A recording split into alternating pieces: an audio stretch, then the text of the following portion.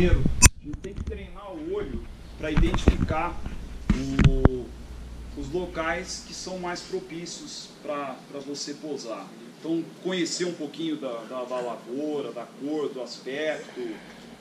Quando a gente já começa a ter essa preocupação em mente, às vezes a gente está viajando de carro, está com o olho na estrada, mas está com o olho na beira, né? Você fala assim, aí eu pousar, eu não pousar. Você vai treinando, já criando uma cultura de selecionar terrenos propícios, né? E isso funciona mais ou menos que nem sensoriamento remoto, né? Você sabe o que é sensoriamento remoto? O satélite tira uma foto e aí serve para você identificar parâmetro geológico, agrícola. Só que assim, você tem que criar uma correlação. Os caras têm a imagem, eles selecionam pontos e mandam uma equipe de terra para em cada ponto daquele e correlacionar o padrão da imagem do satélite com aquilo que acontece na verdade, na prática. Então eles vão criando padrões de interpretação. E essa coisa de selecionar terreno de cima é a mesma coisa. Quer dizer, às vezes você vê, passa do lado da estrada, que você pega sempre, você olha de cima, passa, pousava, não pousava, coincide de ser um lugar que você passa de carro, aí você olha e fala, o que eu via de cima é isso mesmo, dá para pousar. Você começa a correlacionar aquilo que você vê, que você conhece do chão, com a visão que você tem de cima, para identificar se dá ou não para pousar. Via de regra, terreno arado, que é aquela terra revolvida, marrom, laranjada, branca, conforme a região se tiver mais areia, ou lavoura novinha, são os melhores lugares. Como você sabe se a lavoura é nova? Porque o verde ainda não está muito denso. Você consegue ver no padrão cor de terra ainda no meio daquele verde. Se for um verde muito denso, fechado, contínuo, é porque ou a lavoura é alta, que nem cana, ou certamente ela já está crescida e fechada. Nunca se posa em lavoura arbórea, permanente, fruta, então laranja não pode, manga, nem pensar, tudo que tem tronco, que é lenhoso, esquece, vai destruir o planador. Então, lavouras anuais, soja, milho, a cana se for novinha, se for colhida. Milho alto é um problema também. Você tem dificuldade para avaliar o arredondamento. Então, o que pode acontecer numa lavoura muito alta, uma é você placar, e pode ter dano no trem, eventualmente até na coluna do piloto, se o impacto for muito grande, porque você arredonda muito alto no começo. Às vezes uma lavoura de milho ela tem mais de 2 metros de altura. Então a tua referência é o topo dela, você vai arredondando placa de 2 metros no meio da lavoura e ela não tem massa suficiente para amortecer. A outra coisa que costuma acontecer em lavoura alta é cavalo de pau. Fatalmente uma planta ou uma asa está um pouquinho mais baixa, uma asa toca primeiro, e você termina de lado, muitas vezes com o cone de cauda quebrado. Então, por isso que a gente fala que a lavoura tem que ser novinha, tem que ser baixa, ou um lugar... Cana cortada, por exemplo, agora que a cana tomou conta do estado de São Paulo, é praticamente uma pista, com a colheita mecânica, você posa ali, nem suja, entra com a carreta, recupera. Tamanho mínimo. Coincide com aquilo que a gente treina na pista. 150 metros é o mínimo. Menos que isso, só um AIS para garantir que vai colocar o planador lá dentro sem quebrar. A escolha tem que ser feita com antecedência, que nem como o Vilarinho mostrou na apresentação dele. Chega numa altura do voo que o teu foco não é mais completar a prova, nem voltar para a pista, nem é escolher onde você vai pousar. Sorte que terreno arado são bons geradores de térmica também. Então você já tem, escolher um lugar, se nada der certo é ali que eu pouso. Provavelmente a chance daquele lugar ser um terreno arado, ensolarado, de liberar uma térmica é grande. Então muitas vezes você se salva naquele lugar que você já escolheu como um eventual ponto de pouso fora. Mas chegou a 600, 500 metros no começo, tem que ter um lugar já escolhido para pousar. Não pode chegar numa situação dessa de falar, ops, e agora, né? Está lá do lado de São Simão, lá que só tem eucalipto, isso não é inadmissível. Pastagem. No Brasil, a gente evita pousar em pastagem. No exterior é comum o pessoal em em outros países de pousar em pastagem e aqui não. Alguém tem alguma ideia por quê? Animal. Buraco. Oi? Animal. Não, animal tem nos dois. Buraco. Oi? Cupinzeiro. E por que lá não tem isso? Cupim tudo bem, não tem, mas não tem buraco por quê? Porque lá eles fazem feno. Então, como o inverno é rigoroso, os pastos têm que ser muito bem aparelhadinhos, porque eles vêm com aquelas máquinas de barbeiro gigante lá, que são delicadinhas no inverno, e cegam aquilo tudo e fazem aqueles rolos, aqueles cubões de feno. Então, o pasto é um pasto muito limpinho. Não pode, se tiver qualquer obstáculo, quebra a cegadeira na hora de fazer o feno.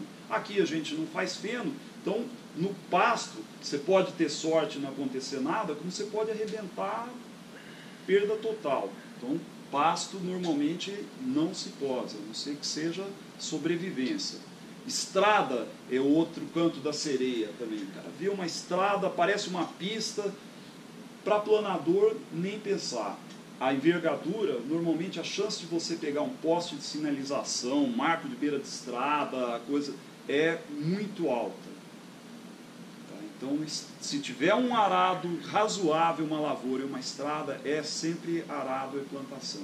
A estrada, ela é estreita para planador por causa dos obstáculos laterais. Normalmente dá caca. E lavoura de porte alto a gente já falou, tanto lenhosa como uma lavoura anual. E o porquê, né?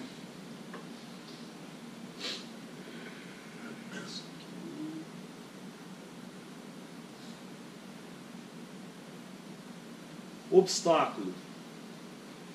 Normalmente pouso fora, não foi feito para pousar, o lugar que você está, então você pode contar que vai ter na beirada ou um quebra-vento de planta mais alta, que hoje em dia eles fazem muito em volta para evitar contaminação com inseto, ou mesmo diminuir o vento para não atrapalhar, ou poste com fio. Obstáculo você pode multiplicar por 10 aquilo que você está perdendo de área de comprimento útil do pouso. Então, se você tiver um posteamento com 4 metros de altura, já é 40 metros no mínimo que você perdeu daquele arado ou daquela lavoura que você escolheu.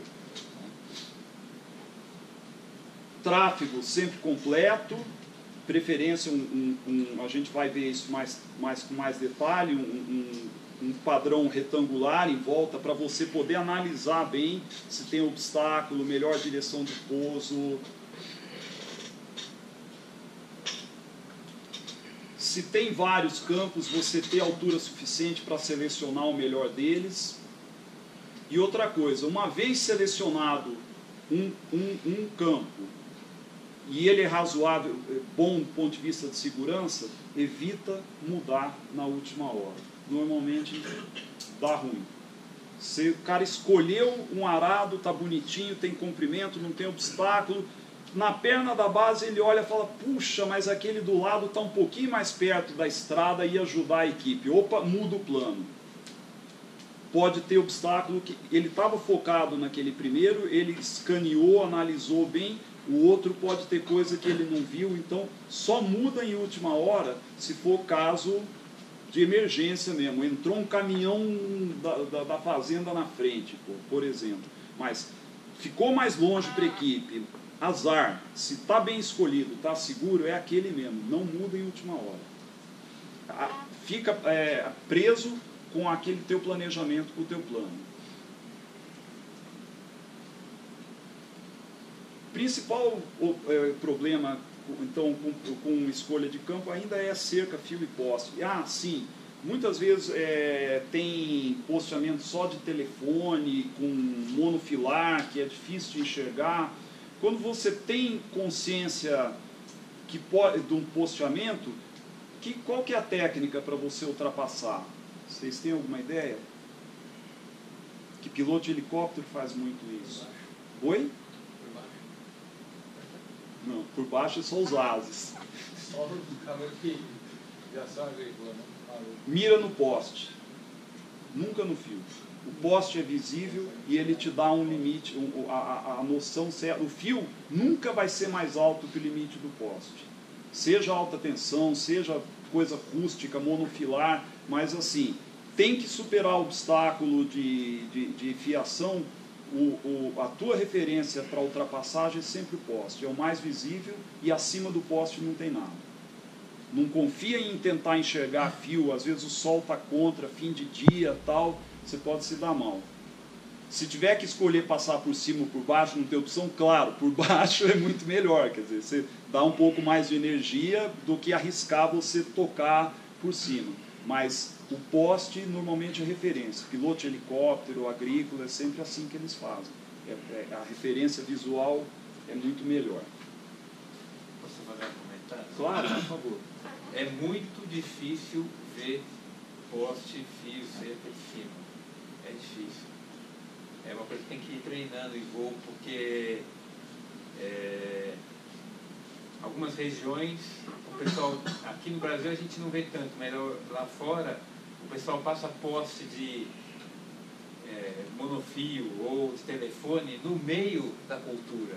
Aqui geralmente o pessoal passa na beira da estrada, mas lá fora a gente vê muito passando no meio da cultura. Então às vezes você seleciona um belo campo, mas você está chegando mais baixo, deu uma escaneada, você vê que tem uma linha passando no meio do campo.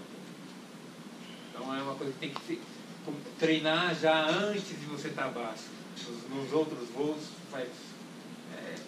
ajuda. Vai treinando a vista, o olho, a percepção visual, né?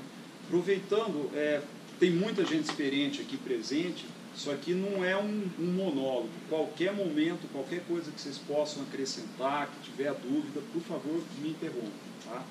Bom, poderia só adicionar uma coisa? Claro.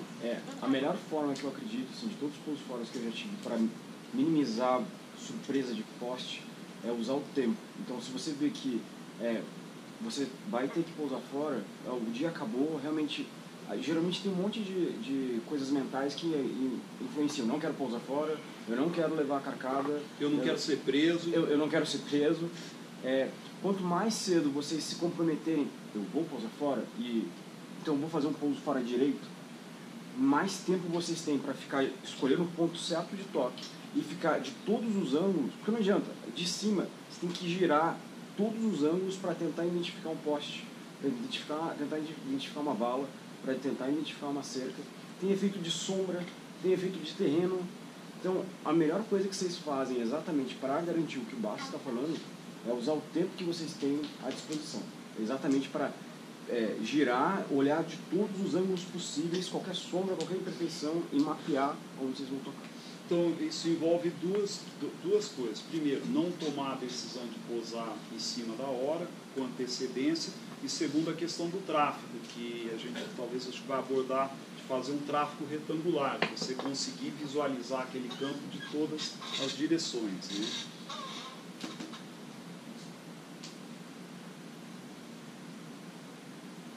Declividade, esse é mardito, viu? Você conseguir ter noção de declividade do alto é muito difícil. Uma coisa que ajuda um pouquinho no Brasil é que aqui a gente tem o costume de fazer curva de nível e plantar em nível. A gente talvez tenha umas fotos aí mais para frente. Quanto maior a declividade, a proximidade dos cordões, dos terraços é menor. Então você começa a ver aquelas curvas de níveis muito próximas uma das outras, significa que a declividade é grande, né? Sérgio, quem não sabe o que é curva de nível é aí? Primeiro ano, todo mundo sabe? Já tem noção? Eu acho que vai ter algumas imagens que a gente vai abordar um pouco melhor isso. Cana tomou conta do estado de São Paulo, e a cultura da cana, eles têm por costume fazer cordões e terraços de contenção no nível para evitar que a água desça e forme valeta de erosão muito grandes. Então, nunca se posa contra o sulco de plantio, principalmente em cana. Se você enfrentar um terraço, um cordão daqueles de contenção, é no mínimo o trem de pouso que vai embora. Tá? Então, é sempre ao longo do sulco. Se tiver declive, sempre morro acima. Conseguiu identificar o declive, prevalece a declividade do que o vento. É preferível você pousar com um pouco de vento de cauda, mas morro acima, do que tentar pousar morro abaixo com vento de proa. Então prevalece o declive. Vocês têm alguma ideia qual que é a técnica para você pousar a morro acima? Aumentar a velocidade. Show de bola. Tem que vir com mais energia, senão você placa violentamente se a declividade for acentuada. Então você entra mais veloz do que você está acostumado no plano e a desaceleração no palier é bem mais rápida também. Agora, chegar com pouca energia no declive, você vai dar uma porrada memorável. Seria tipo pousar em coxilha lá no grande. Oi? Seria tipo pousar em coxilha. Isso mesmo. Você vem com mais velocidade. Para dar aquela quebradinha e para rápido, né?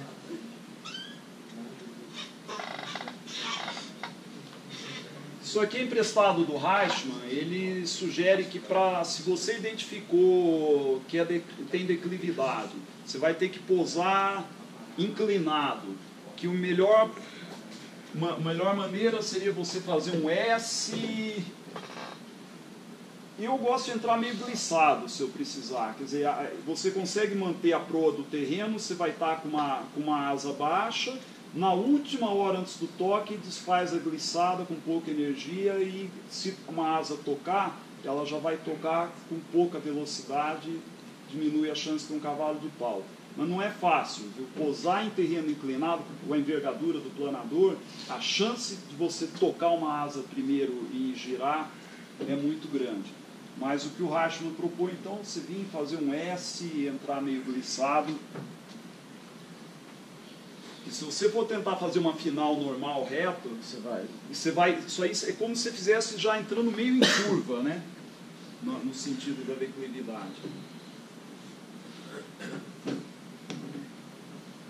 Algumas alturas chaves. Vai começar a navegar, não sai do cone com menos de 1000 metros. Não precisa, sabe? Tem que ter um mínimo de reserva para você poder sair com tranquilidade. O ideal, nas primeiras, 1.500 metros de base é um bom número. Deu 1.500, legal, é bom. Dá para usar aquela regra do 1/3 que os competidores usam, né? Divide por 3, você vai abordar, né? Deixar. Abaixo de 600, já tem um lugar para pousar. Não chega nesse número mágico de 600 sem ter uma alternativa, seja pista, terreno arado bom, lavoura baixa. Entre 300 e 400, então, você inicia o tráfego, a inspeção, que nem o Losada falou, e eventuais alternativas, né? Circuito de tráfego no pouso fora. Ele é retangular. Então, perna contra o vento. Como é que chama a posta da base lá? Través. Vento, base. Você circulou o campo em todas as direções, independente de sombra, da posição do sol. Quer dizer, melhorou a tua percepção de obstáculo, de melhor local ali para o toque. Se o terreno é plano, você vai querer pousar com vento de proa, naturalmente. E aí? Como é que você faz? Não tem biruta? Hã? Bom, se o vento for forte, às vezes a vegetação dá aquela deitada, é um bom indicador. Fumaça normalmente é a salvação. Se tiver uma fogueirinha, qualquer coisa próxima, é um indicador perfeito. Então, vegetação, fumaça, a deriva, também que você tem, às vezes você percebe a deriva em voo e você seleciona o melhor sentido de pouso. E a altura, hein? Como é que faz? Porque tem variação disso. Você saiu do altímetro aqui em 0, de repente Casa Branca está mais alto. Como é que... Às vezes você não sabe a altura do lugar que você vai pousar. E aí? Bom, um é treinar a percepção visual para você conseguir se posicionar, independente de você conhecer a altitude. Agora, outro recurso que a gente tem agora é nesses UD, LK, tudo. Eles têm uma base de dados que está razoavelmente completa com relação à altura de terreno. Então, sempre mantenha o quadrinho de AGL nele. É um indicador a mais, tá? Sempre de olho no AGL do GPS, mesmo que a pressão se altere, que altera, e às vezes bastante ao longo do dia, né? E tem a diferença de altitude do terreno, mas o AGL do navegador é um bom auxílio, né? Então, obstáculos, já falamos, declividade, se precisar modificar, encurtar o tráfego. Isso é uma coisa que me preocupa aqui. Vocês só operam na mesma pista, né? É isso mesmo, né? O que eu queria propor para o clube, não sei se logisticamente é possível, é tentar fazer uns mini acampamentos assim em alguma pista próxima, pegar no dia o Ipanema leva o avião e o pessoal passa por um exercício de pousar numa pista diferente, que não é essa de asfalto, pode ser uma pista de terra, de grama, mais que o Ipanema decole com segurança, tudo, mas para vocês quebrarem o paradigma de marquinha de autoescola. Ah, não, minha perna da base eu viro a hora que tem aquele negocinho no chão, lá é o ponto de virada, é o ponto de entrar. Então isso é muito importante. E é possível fazer, quer dizer, desde que haja... Não. Você acha que é uma coisa que é possível de vender internamente? É o que a gente estava conversando até agora. Casa Branca, tem muito bom de terra. O Major falou Leme. Leme é asfaltada. Casa Branca é um bom lugar para tentar pouso fora. Sair daqui. Pirassununga é a pista é curta. E Casa Branca dá uma técnica boa para decolar e Esse fugir. aqui já decolou. Foi tu? Foi eu. Eu resgatei de Casa Branca. Mas a gente, naquele dia, a gente optou por um negócio meio estranho. A gente decolou na direção da cidade. A gente devia ter postado o planador e o rebocador para decolar para baixo. Era do vento também. Era a direção do vento. A gente decolou bem chatinho. Agora, o desempenho do Ipanema é imbatível. É, sem dúvida. Mas é factível isso da gente fazer. Então, eu acho Só que... convencer as autoridades, né? Difícil convencer a autoridade que isso é salutar para a gente, é bom para a gente. Eu acho que isso, sim, desculpa, na minha opinião, assim, ele é convergente com segurança, né? Quer dizer, muito preferível se enfrentar uma situação de risco, o piloto está mais preparado do que ter que tocar de ouvido ali na hora, né? Eu sugeriria uma pista de terra ou de grama, para ser diferente. Para ser isso, mais diferente, sem marcação. Principalmente de grama. É que grama não sei se vai ter, não né? tem muitas por aqui, né? Sei lá, tem lá em... Mas- para operar o Ipanema. Mas terra já dá uma quebrada. Uma terra batida é representativa, uma terra fofa bem representativa. Posso só fazer um comentário? Claro, por favor. Do pouso fora também, uma coisa que a gente não deve deixar ludibriar é uma suposta fumaça que às vezes não é fumaça, às vezes é um trator correndo com vento, e daí ela pode dar indicação completamente diferente, que não tá na rota do trator, não está no vento. Então isso tem que tomar um pouquinho de cuidado. Se é algum caminhão ou trator. Mas assim, se está alinhado com o deslocamento da máquina, aí ela está em velocidade. Agora, se a fumaça tiver alguma deriva lateral com a proa, aí é vento, né?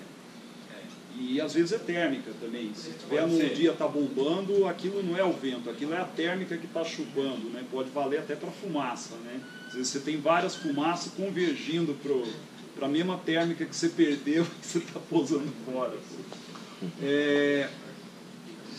Perna do vento, pouso fora, 200 metros de altura, eu acho que é mais ou menos o que vocês fazem aqui, e afastado pelo menos 200 metros no terreno. Por que isso?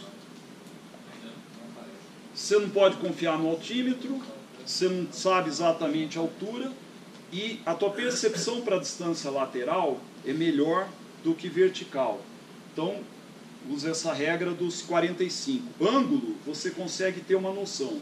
Então, você tem uma noção de afastamento lateral de 200 metros razoável aí, e você também tem uma noção de ângulo.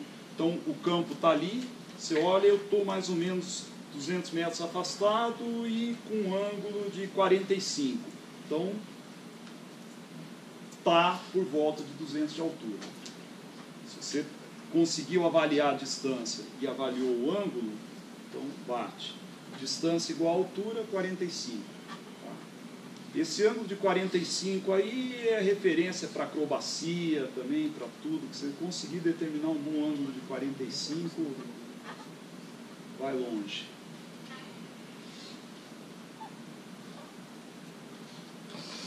já falamos da indecisão entre vários terrenos. Velocidade, isso aí é muito sério. A gente tem tendência na instrução, no começo, a voar saudavelmente com um pouquinho de excesso de velocidade no tráfego e aproximação. Ninguém quer estolar. Agora, no pouso fora tem a questão de você chegar no chão com pouca energia. Então, não pode entrar veloz demais. Quanto que você deve entrar? Uma regra boa, então, ar completamente calmo, 1.3 velocidade de stall. E metade a mais do estimado do vento. Quanto que é o stall do CS? 65 por aí. 65, 70 mais 23, 90 e pouco. Quer dizer, uns 95, vai ser abaixo de 100 a aproximação de um CS num pouso fora sem água. Deve ser menos do que o que vocês praticam aqui, né? Provavelmente. Quanto vocês aproximam do CS aqui, o padrão? 100. 100. E o triângulo amarelo dele é um pouquinho maior. É. 115, Então, pouso fora, às vezes é um pouquinho abaixo, tá? Disso aí. Você quer chegar com pouca energia no chão. Agora, tá turbulento, 10 a mais.